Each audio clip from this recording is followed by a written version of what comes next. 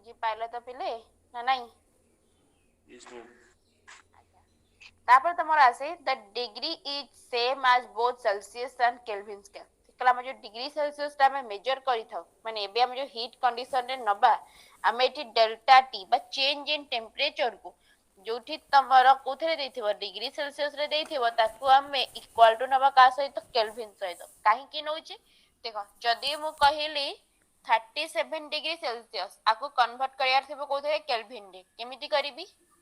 37 रे प्लस हो जाए 273 माने फ्रीजिंग पॉइंट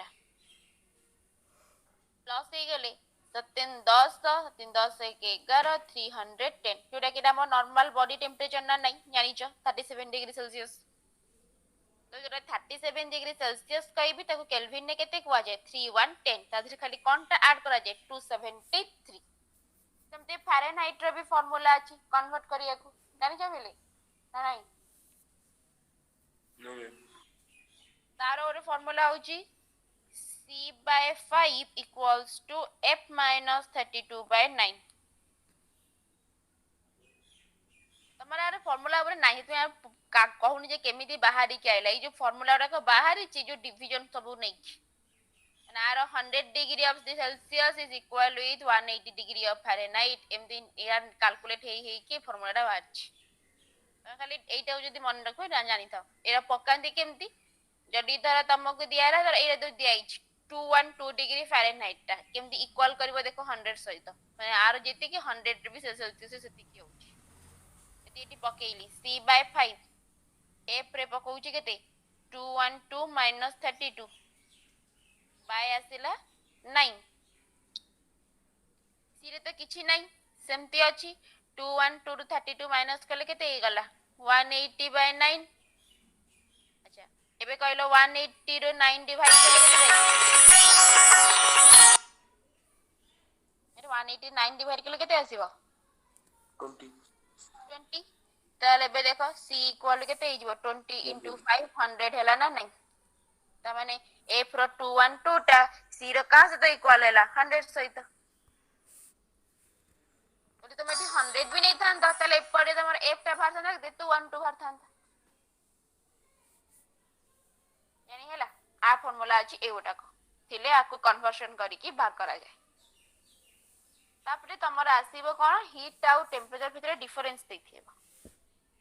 लिख परिबो heat is a form of energy but temperature होची कोन टू डिटेक्ट द थर्म जो to detect the temperature but it is a parameter कोन ये तो देनी कोन कहलो सी 212 सी देनी सी 212 फैक्टर सी के सी काढिले 100 भलो से कह किछि सुबुनी मैं बुझली सी टा काढिले एफ देजी 212 जानि पाइलु ना नहीं यस मैम हां तुम कह को थे हीट लिखिबो it is a form of internal energy temperature लिखिबो it is a parameter to find out the thermal state of your body ताबे लिख परिबो इट इज त माने आर एसआई यूनिट रे जूल जीवो आर एसआई यूनिट तमर केल्विन हबो आर एति की किछि किछि अमाउंट लिख परिबो एमति लिख परिबो heat is measured by the principle of calorimeter but temperature is measured bye काउथि thermometer तीनटा हे गेले भी एनफ काम तमने ही डिफरेंस 2 मार्क रे क्वेश्चन आसे गला एति बंद बुझियला ना नहीं यस मैम। कुछ डाउट नहीं तो कार तापर एबे जीबी फैक्टर्स अफेक्ट हीट रे को फैक्टर्स गुडा अफेक्ट करे हेति पय पचाछ एटे सइला एबे फैक्टर्स अफेक्टिंग को गले आमे बाहर करबा स्पेसिफिक हीट तमरे एबे ता तळ पाखु आसीली त तळ यूनिट टा काढिया को स्पेसिफिक हीट ठीक अछि स्पेसिफिक हीट आगन लेके आगन लेखो फैक्टर्स अफेक्टिंग द हीट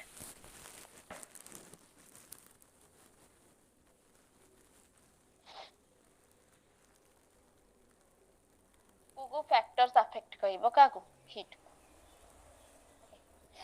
तो देखो फर्स्ट तमरो कोन रहउची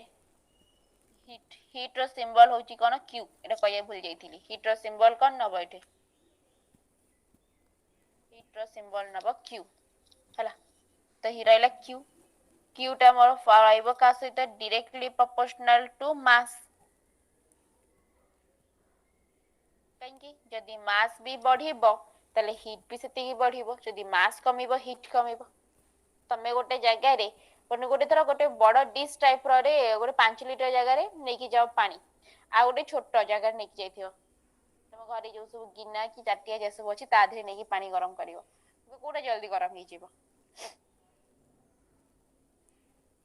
गिनर गिनारे गरम हो जीवो काहे कि खाना हम तादर कम मास रो नैछु तब कम हीट दरकार जल्दी हो जीवो किंतु सेटा हबा कोन लागिवो अधिक टाइम लागिवो अधिक हीट भी दरकार हबो ताले क्यू बा मास की heat directly proportional to mass अच्छा आ सहित पुनी हीट आउ का ऊपर डिपेंड करूची ता टेंपरेचर ऊपर जदि भी मु सेई जो छोट जो गिनारे पानटा नेइथि ताको स्टीम करके बसई ना फुटेई तब ताको भी टाइम लागिवो ताको जोर टिके अधिक हीट देली कि कोन कर दे हीट जदि बढ़ेइली ताले से कोन अब जल्दी गरम हो जेबो ताले क्यू मास सहित आउ का ऊपर डिपेंड करे टेंपरेचर ऊपर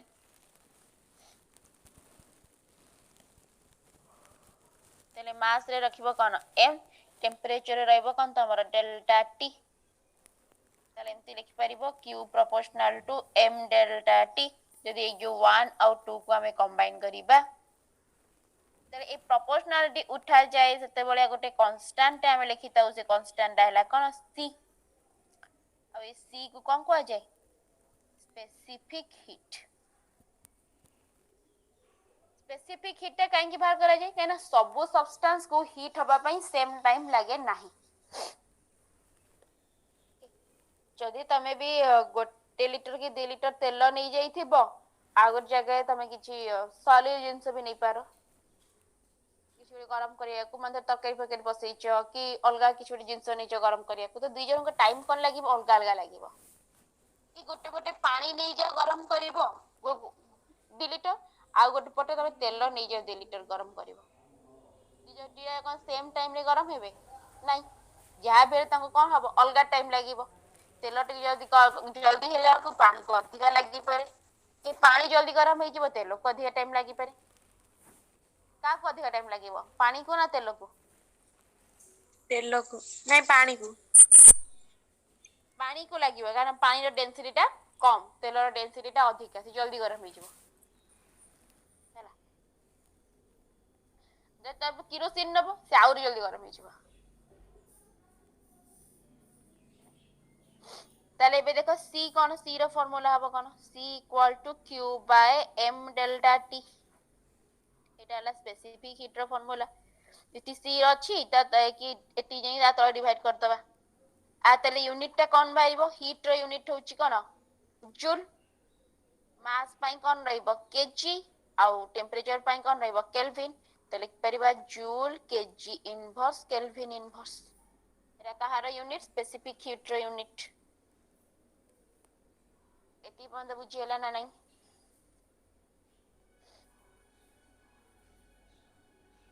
यस मैम ना कहनो तापर कोन करबा तार डायमेंशन ता बाहर करबा हीट नो तो स्पेसिफिक हीट रो डायमेंशन बाहरबो एक गुट्टे मिनिट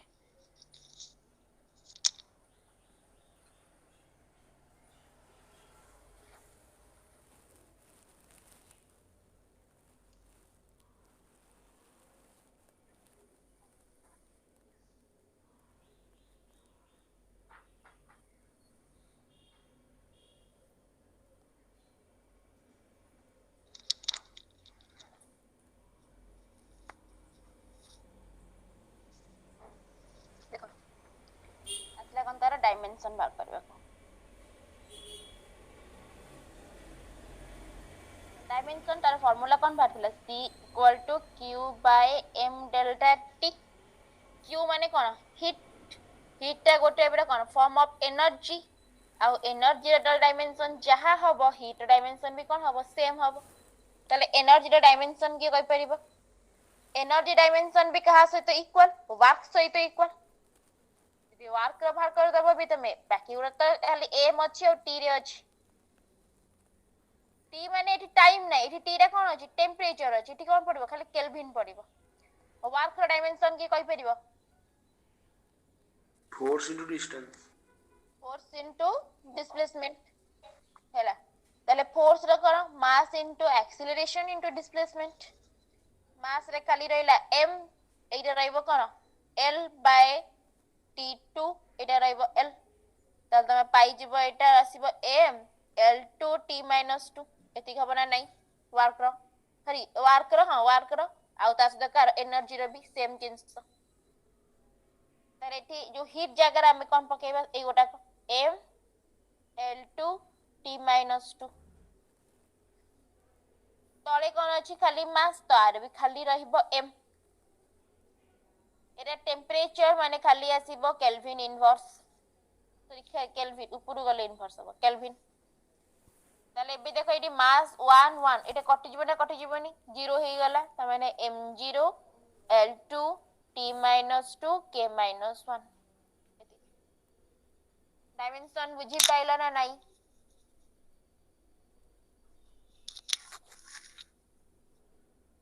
पिले डायमेंशन रे जानि पाइला ना आउथरे कहबी Yes, ma'am. बुझी परलु. बुझी पाइला तो एठी क्यू जगह रे कहार पड़ी एनर्जी रो यानी heat is a form of energy energy भी तमर इक्वल हो जी का सहित वर्क सहित तो वर्क रो एफएस एफ जगह रे MA mass into acceleration acceleration जानछो कोन मीटर पर सेकंड स्क्वायर त माने एल आउ टी रो स्क्वायर रहिला एठी तमर ए डिस्प्लेसमेंट पाई खाली ओटे एल नेलो तले एटा एति की बाहरला एटा पुट ऑफ कला परे तळे केवल मास रहिबो आउ टेंपरेचर रो केल्विन एटी m1 तळे भी 1 1 - 1 कोन हैला 0 बाकी जहा अछि सेमती के डाखर ऊपर पळले -1 बुझ पाइला एति की ना डाउट Yes, रहला ma'am. तापरे आरो न्यूमेरिकल्स अछि सेटा